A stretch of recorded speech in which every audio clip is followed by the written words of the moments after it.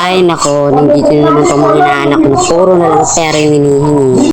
Bakit? Ninong ka naman namin ha. Responsibilidad mo yun, nabigyan mo kami ng pera.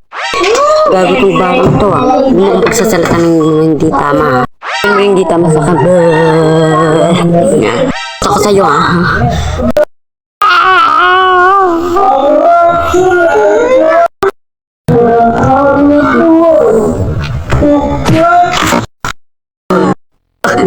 Gusto mo kita kay mama. Ayan tuloy, napano ka. Kasi pinagsisalot ako yung tema ha. Wala ng tatay. Wala ng tatay. Walang tatay, pinabayaan na. Tatay ko. Wala kang pakal ko na walang tatay ko kasi wala silang paka sa buhay ko. Totoo naman na totoo ha. Kung pag-Jesus mo sana. Di hypocrite na. Nawala na ako ng tatay, gaganin na ako.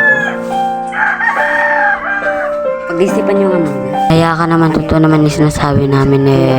Wala na talaga isang tatay. Magsalita ka dyan, magsalita. Chismosa kayo. At ikaw, bakit napaka-chismosa mo? Lahat na lang pinag-chismosa mo. Kainis.